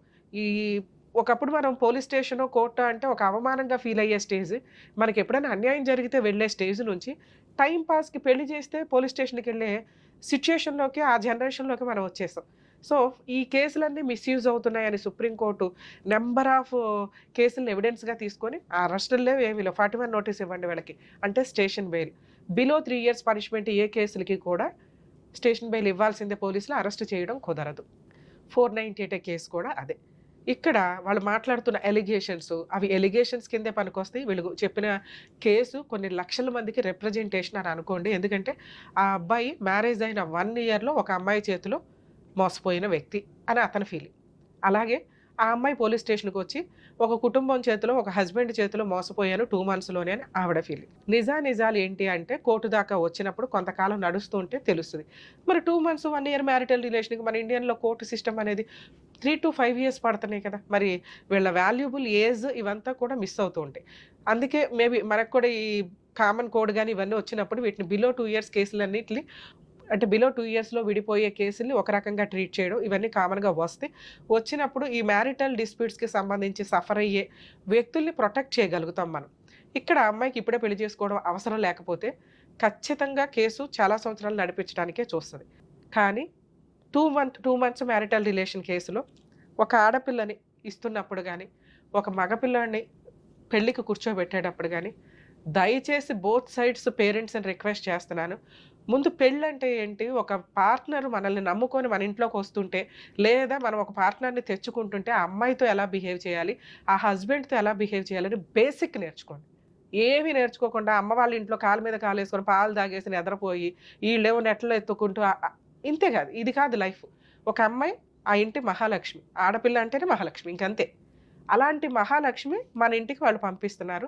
ఆ మహాలక్ష్మి ఈ ఇంటికి మళ్ళీ మహాలక్ష్మి అవ్వాల. ఏంటి టైం పాస్ పంచాయతీలు? నేర్పించి పంపించండి. భర్తతో ఎట్లా ఉండాలి? మీ వైఫులతో మీరు కాపురాలు చేస్తున్నారుగా. మీ అమ్మలు కాపురాలు చేసుకున్నారుగా. మీ నాన్నలు కాపురాలు చేశారు. ఇది మీ పిల్లల జనరేషన్‌కి వచ్చేసరికి స్పాయిల్ అయిపోతుంది. మీ ఇళ్లలో మగపిల్లలు ఉంటే మీకు ఖచ్చితంగా అర్థం అవ్వాలి. కర్మ ఏంటంటే ఇక్కడ ఆడపిల్ల ఉంది, అక్కడ మగపిల్లోడున్నాడు. అయినా వీళ్ళ బాండింగ్స్ అనేవి చాలా స్పాయిల్ అయిపోయినాయి. చాలా మేజర్ పాయింట్స్. వాళ్ళ దృష్టిలో వాళ్ళు కరెక్టు, వీళ్ళ దృష్టిలో వీళ్ళు కరెక్టు. సో, ఆడపిల్లలకి పెళ్ళిళ్ళు చేసి పంపించేటప్పుడు 1కి 100 సార్లు ఒక కుటుంబంలోకి వెళ్తున్నప్పుడు ఆ అమ్మాయి ఎళ్తుంది అంటే భర్త, అత్తమామలు, కుటుంబ సభ్యులు ఉంటారు. వాళ్ళకి నేర్పించి పంపించండి. పనమ్మాయి కింద కాదు, ఆ ఇంటి మహాలక్ష్మిలాగా వెళ్తుంది. బాధ్యతలన్నీ ఉంటాయి. మీ అమ్మ ఎంత బాగా చేసిందో నువ్వు కూడా ఆ ఇంటికెళ్ళి మా పరువు నిలబెట్టాలి తల్లి. పని ఇక్కడ కాళ్ళ మీద కాలేసుకొని కూర్చొని పాలు తాగినా కూడా అక్కడికి వెళ్ళి ఆ పాలు నువ్వే కాసి ఆ కుటుంబ సభ్యులందరికీ ఇవ్వాలి. ఆళ్ళ కుటుంబ గౌరవం నీ మీద ఆధారపడి ఉంటది అని నేర్పించి పంపించండి దయచేసి. కాపురాలు నిలబడాలి అంటే ఎందుకంటే కొంతకాలం తర్వాత పెళ్ళిళ్ళు చేసుకోవడానికి భయపడి ఎవ్వరూ పెళ్ళిళ్ళు చేసుకోరు. అలాగే ప్రెగ్నెన్సీలు వచ్చినప్పుడు ఈ తింగర మాటలు కొన్ని నడుస్తూ ఉంటాయి ఇష్టం లేకపోతే. సో, అది ఓకే. అది వాళ్ళ పర్సనల్ విషయం. కానీ కంటిన్యూ అయ్యే ఉద్దేశం ఉంటే పిల్లలున్న కేసుల్లో అన్నెసెసరీగా విడిపోవద్దు. 100% కలిసి ఉండడానికే చూడండి. ఇక అబ్బాయిల విషయానికొస్తే ఒక పిల్ల 20 ఏళ్ళో, 25 ఏళ్ళో ఒక ఇల్లు అలవాటైపోయి, చుట్టాలు అలవాటైపోయి మన ఇంట్లోకొస్తది. మనం అందరం కొత్తోళ్ళమే. ఒక్క హస్బెండ్ తప్ప. హస్బెండ్‌లు చేసే మేజర్ మిస్టేక్స్ ఏంటంటే, అమ్మ ఏమనుకుంటదా, నాన్నేమనుకుంటారా అని ఆ అమ్మాయితో టైమ్ స్పెండ్ చేయరు. ఆ అమ్మాయితో మాట్లాడరు. వీళ్ళు ఒక గ్రూప్ ఏసుకొని హాల్‌లో కూర్చొని మాట్లాడుకోవడం. ఆ అమ్మాయి కొత్త అమ్మాయి. కలవడానికి, మీ మాటలు వినటానికి ఆ అమ్మాయికి 2, 3 ఇయర్స్ పైనే పడతది. అటువంటి అమ్మాయి వన్స్ కోడలుగా వచ్చినాక మన ఇంట్లో పనమ్మాయిలాగా ట్రీట్ చేసేయాలి అని అనుకుంటే, మీ చుట్టాలతో కలవడం ఆ అమ్మాయికి కుదరదు. మీ పోసిబుల్ కబుర్లు ఆ అమ్మాయికి అర్థం కూడా కావు. ఆ అమ్మాయికి ఫస్ట్ వ్యక్తి భర్త. భర్తతో కొంచెం టైం మాట్లాడగలదు. మిగతా టైం ఏం చేయగలదో అంతవరకే. కొంచెం అమ్మాయిని అండర్‌స్టాండ్ చేసుకోండి. వచ్చి రాగానే మన పద్ధతులు నేర్చేసుకోవాలి, మన ఇంట్లో సర్దుకుపోవాలి, మన కుటుంబాన్ని నెత్తి మీద ఏసేసుకోవాలంటే పిల్ల పిచ్చుకలు వీళ్ళంతా. వీళ్ళకేమి ఒకప్పుడంటే 15 ఏళ్ళకే పెళ్ళిళ్ళు, పెళ్ళంటేనే ఒక బొమ్మలాట దగ్గర నుంచి నేర్చేసుకొని భర్త కావాలి, అత్తమామలు కావాలి ఇట్లా ఉండేది. ఇప్పుడు అట్లా లేదు. పెళ్ళంటేనే భయపడిపోతున్నారు ఆడపిల్లలు. అలాంటి ఒక అమ్మాయి మన దగ్గరకు వచ్చినప్పుడు కొంత ప్రొటెక్టివ్‌గా చూసుకొని, మన అబ్బాయికి అవసరం, మన అబ్బాయి ఫిజికల్ నీడ్స్ తీరాలన్నా, మన కుటుంబం ముందుకెళ్ళాలన్నా, మనకి వారసులు రావాలన్నా, మన ఆస్తి వేస్ట్ అయిపోకుండా ఉండాలన్నా అమ్మాయి అవసరం కాబట్టి, కోడలు అవసరం కాబట్టి, కోడలు అపురూపం అనుకొని ముందే నేర్పించుకోండి. అరే! ఈ కాపురం పోతే మళ్ళీ ఎవరో సెకండ్ హ్యాండ్‌ని చేసుకోవాల్సి వస్తది. అప్పుడైనా ఇదే పంచాయతీ కదా! ఆ సర్దుకునేదేదో ఇప్పుడే సర్దుకుందాం అని ముందుగా ఆలోచించి అబ్బాయిల్ని ప్రిపేర్ చేసి ఉంచండి. ఆ అబ్బాయికి భార్య తర్వాతే తల్లిదండ్రులు. తల్లిదండ్రులు, భార్య, ఆయన పిల్లలు, ఒక కుటుంబం ఇంతే. తల్లిదండ్రులు నచ్చకపోతే అబ్బాయి కాపురం కోసం దూరంగా ఉండడానికి కూడా వెనకాడొద్దండి. ఎందుకంటే కాపురం పోయినాక అబ్బాయి మీ ముందు ఉండి ఉపయోగం ఏముంది? కాపురం నిలబెట్టడానికి ఎన్ని పనులు చేయగలగాలో అంతా తగ్గండి. ప్రాబ్లమే లేదు. ఎందుకంటే మనం అనుకుంటాం మన సాంప్రదాయం ఫాలో అవుతున్నాంగా, లీగాలిటీని ఫాలో అవ్వట్లేదు కదా! రిజిస్టర్ మ్యారేజ్ చేసుకోమంటే చేసుకోరు. మరి సాంప్రదాయం ఫాలో అయినప్పుడు ఆ స్టేజ్ ఏంటిది? ఇద్దరు శివుడు, పార్వతి కూర్చొని చేసుకునే ఒక పెళ్లి. మనంతా ఎళ్లి అక్షింతలు వేసేది ఆ బ్లెస్సింగ్స్. పుటిక్కని సంవత్సరం అవగానే విడిపోయి చేస్తున్నారు. ఏ రకంగా ఇదంతా వర్కౌట్ అవుతది? వేరే కంట్రీస్ అన్నీ మన కంట్రీ వైపు ఎందుకు చూస్తాయో తెలుసా? మన సాంప్రదాయాలు, మన ఆచార వ్యవహారాలు, మన బాండింగ్స్, భార్యాభర్తల బాండింగ్స్, కుటుంబ బాండింగ్స్ అవి మొత్తం స్పాయిల్ అవుతున్న సందర్భంలో కొట్టుమిట్టాడుతున్న కోర్టులు కిరకిటలాడుతూ ఫ్యామిలీ డిస్ప్యూట్స్ తోటి. ఒక కేసా, ఒక డిస్ప్యూటా, 5 కేసులు ఫైల్ అవుతాయి. ఇక్కడ ఈళ్ళు బాధపడుతున్నది, భయపడుతున్నది ఏంటంటే స్పాయిల్ అయిపోయింది. ఏమీ చేయలేము. ఎందుకంటే పోలీస్ స్టేషన్ దాకా వచ్చినప్పుడు సుప్రీంకోర్టు గైడ్‌లైన్స్ కౌన్సిలింగ్‌లు ఇవ్వమని.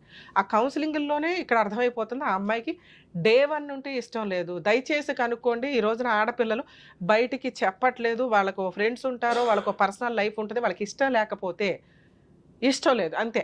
ఆ అమ్మాయిని తీసుకొచ్చి బలవంతంగా అసలు అన్నీ చేర్పించి పంపించిన అమ్మాయే సరిగ్గా కాపురం చేయదు. ఇట్లా బలవంతంగా మీ సొసైటీ కోసం, గుడ్ విల్ కోసమో, లేకపోతే అవతల వాళ్ళ కుటుంబం బాగుంది, ఫైనాన్షియల్‌గా సెట్ అయ్యారని చెప్పి బలవంతంగా పంపిస్తే ఇలాగే ఏడుస్తాయి. ఎవరి లైఫ్ ఇక్కడ స్పాయిల్ అయినట్టు? మీ అమ్మాయికి ఇష్టం లేదు, హ్యాపీ. కానీ ఒక అబ్బాయి లైఫ్ స్పాయిల్ అయిపోయిందిగా. సొసైటీలో ఎలా చెప్పుకోగలుగుతాడు? ప్రెగ్నెన్సీ వచ్చింది, 2 మంత్స్‌కే భార్య వెళ్ళిపోయా అయినా బతులాడి తెచ్చుకున్నాడు. ఏం చెప్పుకుంటాడు? ఏం తప్పు ఉంది ఇక్కడ? లేకపోతే కామన్‌గా వేసే డైలాగులు ఏంటో తెలుసా? అబ్బాయి సెక్స్‌కి పనికిరాడండి అని. ఇక్కడ అది కూడా ప్రూవ్ చేసుకున్నారు. అయినా విడిపోయిన కాపురం. ఇప్పుడు పెద్దగా అయిపోయింది విషయం. యాక్చువల్‌గా ఇట్లాంటి కేసులు కలపడానికి ఎక్కువ ఛాన్స్ ఉంటే ట్రై చేయాలి మనం. కానీ ఇక్కడ ప్రొటెక్ట్ చేయాల్సింది ముందు త్వరగా వదిలించుకోండి, కోర్టుల చుట్టూ తిరగకుండా. 3 ఆప్షన్స్‌లో ఒక ఆప్షన్ ఎగిరిపోయింది. ఎట్టి పరిస్థితుల్లో వీళ్ళు కలవడం కుదరదు. ఇక 2 ఆప్షన్స్‌లో ఫైనాన్షియల్ సెటిల్మెంట్లు. ఇప్పుడు తను ఒక మాట అన్నాడు, మేడం మేము ఎందుకు ఇవ్వాలి? మా దగ్గరే బోలెడంత డబ్బు తీసుకున్నారు. మేమే తప్పు చేయలేదు. కోర్టుల చుట్టూ మమ్మల్ని తిప్పి మా లైఫ్‌ని స్పాయిల్ చేయడానికి.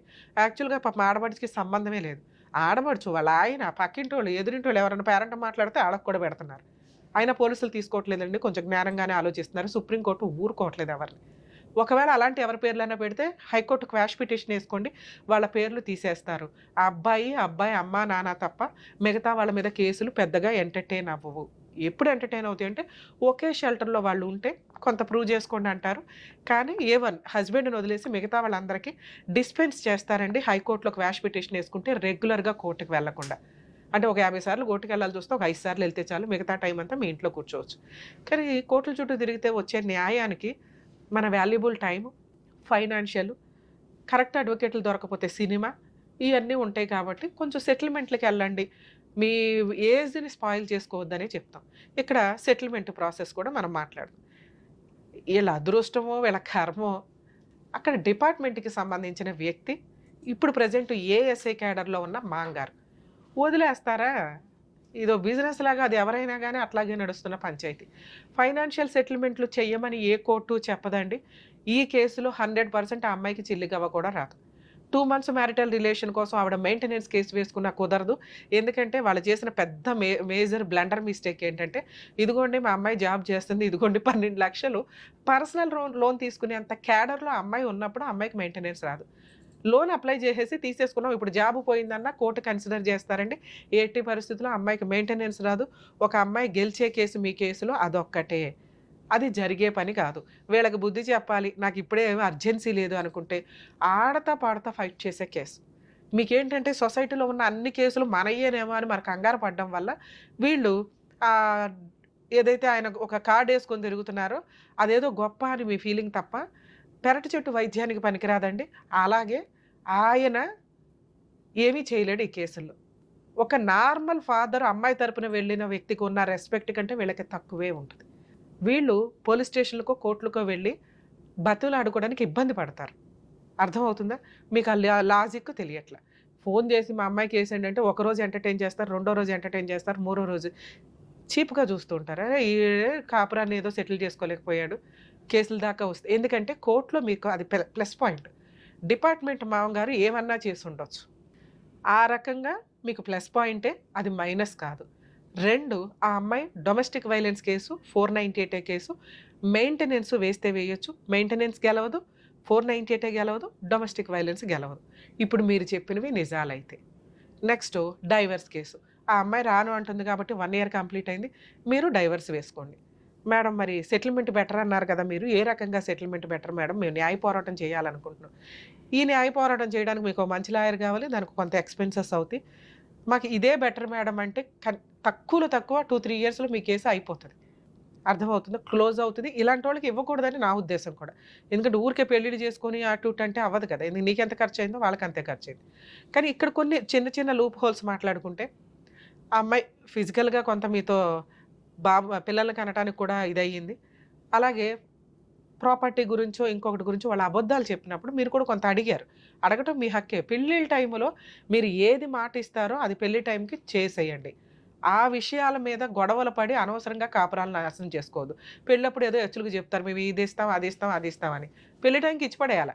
అది దాన్నే స్త్రీధనం అంటారు. ఆ పిల్ల తీసుకొని వెళ్ళటం అనేది ఆ టైంకి ఆ అమ్మాయికి ఇష్టం.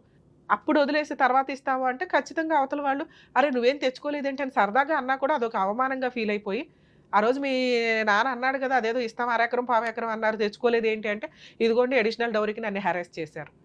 ఇవి కరెక్ట్ కాదు. ఒకసారి పెళ్లిలో మీరు మాట్లాడుకుంటున్నారంటే పెళ్లిలో ఇచ్చేయడానికే చూడండి. అబ్బాయి తరపు వాళ్ళు తల్లిదండ్రులు ఎవరైతే ఉన్నారో కొంచెం లాజిక్ ఆలోచించండి. పెళ్లి ఇంకో 10 రోజులు పోస్ట్ పోన్ చేసుకోండి, కానీ లేదా వద్దు అనుకోండి, మాకేం వద్దు అమ్మాయి వస్తే చాలు. ఏదైనా కావాలి వాళ్ళు ఇస్తాము అంటే ఆ టైంకి ఇవ్వండి. స్టార్టింగ్లో మాట్లాడిందే పర్ఫెక్ట్, తర్వాత మాట్లాడేదంటే హెరాస్మెంట్ కిందకి వెళ్తుంది. కొంచెం ఈ లాజిక్ మిస్ అవ్వకండి ఎవరు కూడా. సరే, ఇక్కడ మీరు భయపడింది ఏదైతే ఉందో మీరు 100% మీ కష్టం ఏంటో తెలియజేశారు. మీలాంటి వాళ్ళే బయట బోల్డ్ మంది ఉన్నారండి. వాళ్ళకి ఒక అవేర్నెస్ నిజంగా ఆ పుణ్యం అంతా మీకు యాడ్ అవుతున్నట్లు లెక్క. ఎందుకంటే ఇది నార్మల్ కేసు. మీకున్న ఫైనాన్షియల్ కెపాసిటీకి మీరు మంచి లాయర్ని పెట్టుకుని కూడా ఫైట్ చేయొచ్చు. కానీ జనాలకు తెలియాలి మేము ఎంత సఫర్ అవుతున్నాము, ఇలాంటి వాళ్ళు ఎంత సఫర్ అవుతున్నారని మీరు ముందుకు వచ్చి మీ వాయిస్ రేస్ చేసి చెప్పినందుకు నిజంగా హ్యాట్స్ ఆఫ్. ఎందుకంటే మీ అబ్బాయి చాలా రెస్పెక్ట్ ఇస్తున్నాడు తండ్రికి, కుటుంబానికి. అలాంటి పిల్లోడిని ఎంత జాగ్రత్తగా చూసుకోవాలని సొసైటీ చూసిన వ్యక్తిగా రెస్పాన్సిబిలిటీ మీకు ఉండాలి. తండ్రి దగ్గర కూర్చోనో లేకపోతే డిప్రెషన్లోనో, మీకు మీ ఏరియాలో మేబీ తాగుడు కామన్గా అయి ఉండొచ్చు, కానీ అది పండగల టైంలోనే. మిగతా టైము డిప్రెషన్ వచ్చినప్పుడు తాగుకుంటూ కూర్చుంటే ఆ పిల్లోడు వయసు ఎంత? అబ్బాయిని చేసుకోవాలి అంటే అబ్బాయి పర్ఫెక్ట్గాను హెల్దీగాను ఉండాలి కదా. మీ ఏజ్కి వచ్చేసినాక మీరు తాగితే పర్లేదు, కానీ అతని బాధలో తట్టుకోలేని పరిస్థితులు ఎవరికి చెప్పుకోవాలో అతనికి అర్థం కావట్లే. అలాంటి సీన్ ఆ పిల్లోడికి రావద్దు. ఎందుకంటే ఈ రోజున అలాంటి పిల్లలు దొరకట్లే. అంత పద్ధతిగా పెరిగి నాన్న మమ్మల్ని కొట్టి పద్ధతిగా పెంచాడండి అనే సిచ్యుయేషన్లో అతను పర్ఫెక్ట్గా పెరిగిన వ్యక్తిని అతన్ని మిస్యూజ్ చేస్తే ఎట్లా మనం? ఇక లీగల్ ఇష్యూస్కి వస్తే సార్, అతను ఏమీ చేయలేడు, కంగారు పడొద్దు. ఈ కేసులో సెటిల్మెంట్ వద్దని నేను ఎంత బాగా చెప్తున్నానో, మిమ్మల్ని ప్రొటెక్ట్ చేయడం, మీ అబ్బాయిని ప్రొటెక్ట్ చేయడం అవసరం కాబట్టి ఒకవేళ 1 yearలో అయిపోయే కేసులు అయితే ఫైటింగ్ చేయమని అంటాం. మనకి కామన్ కూడా వచ్చే వరకు ఈ తలనొప్పులు తగ్గవు. ఇతను డిప్రెషన్లోకి వెళ్ళిపోతాడేమో అని నా బాధ. ఎందుకంటే ఏ తప్పు చేయకుండా 3 కేసులు కోర్టుల చుట్టూ తిరగడం అంటే మామూలు విషయం కాదు. ఎందుకంటే మీ ఫ్యామిలీ మెంబర్స్ ఎవరు తిరగాల్సిన అవసరం లేదు. ఇందాక నేను చెప్పాను, హైకోర్టులో క్వాష్ పిటిషన్ వేసుకుంటారు. ఇతను కూడా తిరగవసరంలా, కానీ అడిగే వాళ్ళు ఒకళ్ళు ఉంటారు, ఏం జరిగిందిరా, కేసు ఏమైందిరా అని. పిల్లాడు ఇంపార్టెంట్ కాబట్టి కొంచెం ₹1 అటు ఇటుగా వాళ్ళు ఒక రీజనబుల్ ఫిగర్కి వచ్చారు, మీరు ఒక ఫిగర్ చెప్పండి, ఆ ఫిగర్కి వచ్చేదాకా ఫైట్ చేయండి. ఆ ఫిగర్కి వాళ్ళు వస్తే ₹1 అటు ఇటు అనుకుని, ఎందుకంటే మీరు ఫ్రెండ్షిప్లోనే ఎక్కువ పెట్టేశారు. పిల్లాడిని కాపాడుకోవడం కోసం పెట్టరా? అనవసరంగా డబ్బు తీసుకున్న వాళ్ళు ఎవరు బాగుపడరు. దీనికి ఒక రీజనబుల్గా మీరు ఇష్టపూర్వకంగా ఒక ఫిగర్ అనుకొని మ్యూచువల్ డైవర్స్కి వెళ్ళిపోవడం బెటర్. లేదు రావట్లేదు మేడం, వాళ్ళు ఎంత అంటున్నారో అక్కడే కూర్చుంటున్నారు, ఫైటింగే చేయండి సార్. 100% అన్ని కేసులు మీరు గెలుస్తారు, తక్కువ రీజనబుల్ ఫీజెస్ తోటి. ఆ రీజనబుల్ ఫీజెస్సే అవ్వకుండా చూడండి అనేది. అక్కడ ఇచ్చేదేదో ఇక్కడ ఇస్తే పిల్లోడు సేవ్ అయిపోతాడు. మీ కేసులో నేను మ్యాక్సిమం అనుకోవడం 5 to 10 వరకు కూడా రీజనబుల్ ఫిగరే అని. వాళ్ళు 50 అడిగారు, 1 CR అడిగి అన్నీ నామకే వాస్తే వ్యవహారాలు, కానీ కోర్టు దగ్గర వచ్చినాక ఏమీ చేయలేమని వాళ్ళకి అర్థమవుతుంది. మీకు ఎంత లీగల్ ఎక్స్పెన్సెస్ అవుతాయో అందులో 3 వంతులు వాళ్ళకే అవుతాయి. ఒక 498 కేసు వాళ్ళకి ఫ్రీ కేసు ఏమో, కానీ డొమెస్టిక్ వైలెన్స్, మెయింటెనెన్స్ ఇవన్నీ వేయాల్సి వస్తే, డైవర్స్ కేసులు ఇవి ఫైల్ చేయాల్సి వస్తే ఆటోమేటిక్గా అవుతుంది. రీజనబుల్ కాజు లేకుండా ఆ అమ్మాయి ఏదో ఎవిడెన్స్లు రికార్డ్ చేసుకొని రెచ్చగొట్టి మాటలన్నీ రికార్డ్ చేసినవి ఏవి కూడా కోర్టు పెద్దగా కన్సిడర్ చేయదు. మీరు టెన్షన్ పడాల్సిన అవసరమే లేదు. కుదిరితే ఫుల్ అండ్ ఫైనల్ సెటిల్మెంట్, లేదా 100% ఫైట్ చేయండి, ఈజీగా గెలుస్తారు వితౌట్ మెయింటెనెన్స్. సరేనా? ఆల్ ది బెస్ట్ అండి. సార్, ఏ కేసులోనైనా ఫ్యామిలీ మ్యాటర్స్ విషయానికి వచ్చేసరికి కొన్ని రీజన్స్ ఉంటాయి. మనతో కాపురం చేసి పిల్లలకని 2-3 పిల్లలు ఉన్నారు, లేకపోతే ఒక పిల్లాడు ఉన్నాడు, పిల్లలు ఉంది అనుకుంటే కాంపెన్సేషన్ ఇచ్చి సెటిల్ చేసుకోండి. ఎందుకంటే పిల్లలకి తండ్రి అవసరం చాలా ఉంటుంది. ఇండియాలో తండ్రిని ఇవ్వడం కుదరదు కాబట్టి ఓన్లీ విజిటేషన్ రైట్స్, ఇవి ఒకరికొకరు తిరగడం వల్ల దిగజారి మాటలు కూడా కొన్ని వచ్చేస్తున్నాయి. కాబట్టి వదిలేయాలనుకుంటే పిల్లలతో పాటు భార్యను వదిలేసి కొంత కాంపెన్సేషన్ అయితే ఇవ్వాలి. అది వాళ్ళ చదువులకి, మెయింటెనెన్స్కి, వీటికి యూజ్ అవుతుంది. ఇక్కడ పిల్లలు లేరు, 2-3 months మ్యారిటల్ రిలేషన్ అంటే రీజనబుల్ అమౌంట్ ఏది అడ్వకేట్లకు అయ్యే ఖర్చు ఏదో ఆ అమ్మాయికే ఇచ్చి వదిలించుకోవడం వరకు వస్తే అది పర్ఫెక్ట్. లేకపోతే 100% న్యాయ పోరాటం చేయండి. ఎందుకంటే ఈ కేసులు నడుస్తుంటే సుప్రీంకోర్టు కూడా యాక్సెప్ట్ చేయట్లేదండి. చాలా చేంజెస్ రాబోతున్నాయి త్వరలో. అనవసరంగా ఒక అబ్బాయిల్ని పెళ్లి చేసుకొని మెయింటెనెన్స్లో, కాంపెన్సేషన్లో వసూలు చేసి కాలు మీద కాలేసుకొని కూర్చుందామంటే అమ్మాయిలకి కుదరదు. అలాగే ఒక ఆడపిల్లని పెళ్లి చేసుకొని అప్పనంగా కట్నాలు తెచ్చేసుకొని మన ఇంట్లో ఓ పని అమ్మాయిలాగా ఉండాలంటే అబ్బాయిలకి కుదరదు. కానీ ఇక్కడ లాస్ అవుతున్నది ఎక్కువగా అబ్బాయిలు ఉన్నారు కాబట్టి కాంపెన్సేషన్ అబ్బాయి దగ్గర నుంచే వసూలు చేసుకునే కెపాసిటీ నడుస్తుంది కాబట్టి కొంచెం అబ్బాయిలు జాగ్రత్తగా ఉండండి, అమ్మాయిలు కొంచెం న్యాయంగా ఉండండి తల్లి.